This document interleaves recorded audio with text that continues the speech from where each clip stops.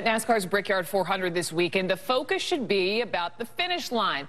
But an ad at the race, right before you walk in, has some wondering if it crosses a line between the right and the wrong place to promote pot. It's an issue that may come up much more since, as you know, several states have legalized recreational marijuana use by adults. But this is the ad. This is the ad that fans will see on this monster screen just before entering this huge track in Indianapolis. If you're an adult who enjoys a good beer, there's a similar product you might want to know about. One without all the calories and serious health problems. Less toxic so it doesn't cause hangovers or overdose deaths, and it's not linked to violence or reckless behavior. Marijuana, less harmful than alcohol, and time to treat it that way. For more information, visit marijuanaissafer.org. So that ad comes from the Marijuana Policy Project, which advocates legalizing pot. Mason Tvert is the project's communication director, and also joining this conversation is Jerry Otero, a parent support specialist at the partnership at drugfree.org. So, gentlemen, welcome to both of you. And Mason, since this is from your group, let me just begin with you. You know, the Brickyard 400, this is a huge, huge deal for NASCAR fans. This is one of the biggest races. Why this venue to promote your agenda? Well, we just think it's critical that the public understand that marijuana is an objectively less harmful substance than alcohol. And this is a large venue with a large audience, and it's one where people clearly recognize that it's okay for adults to enjoy a beer or two responsibly.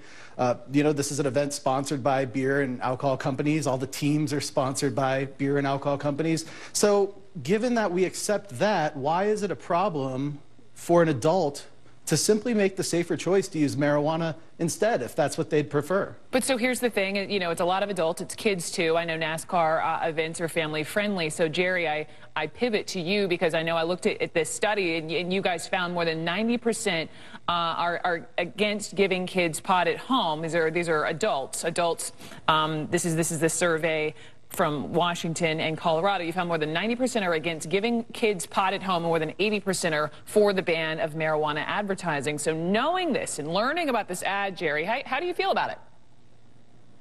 Well, we're not for it. I mean, and we're not that happy about it because it's a slippery slope, and we feel that tracking or following the 80% of parents who have weighed in on the issue against advertising, we think it's a slippery slope to promoting this agenda to the next step, which could lead to what we might see or say as the Marlboroization of the marijuana industry. We don't want to see a Joe Camel and have to deal with that. Parents are just really up in arms about this. So, Mason, how do you respond to that argument, the slippery slope argument?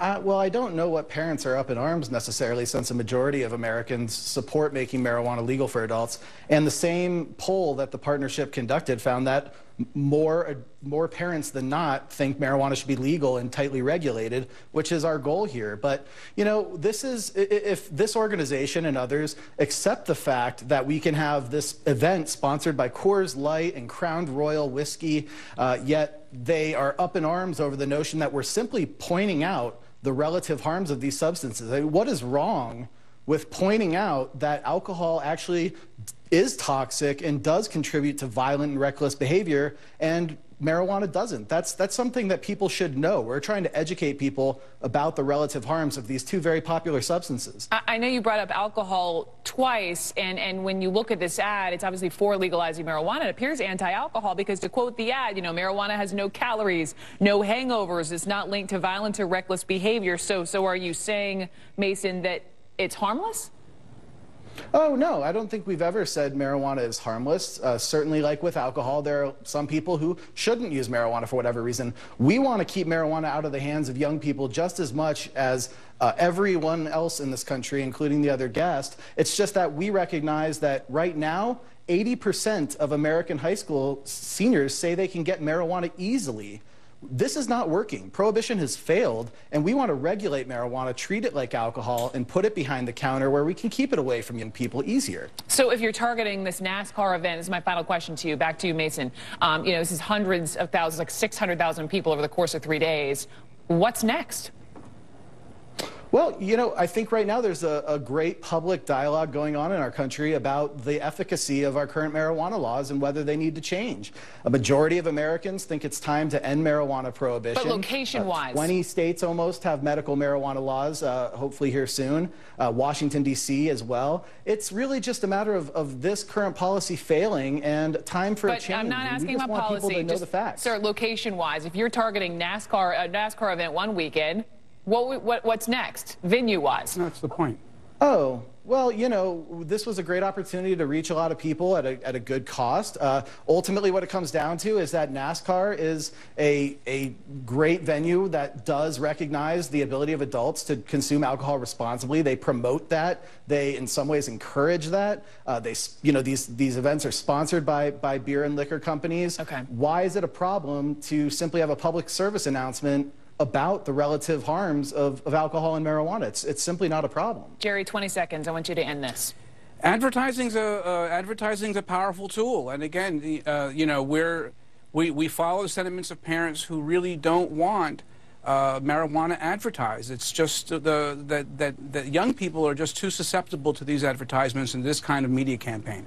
We're not policy experts, but we are experts in helping parents understand these issues, how to educate them, and hopefully give them the tools to combat further problems down the road. Mason Tvert and Jerry Otero, thank you both, gentlemen. I appreciate it. Thank you.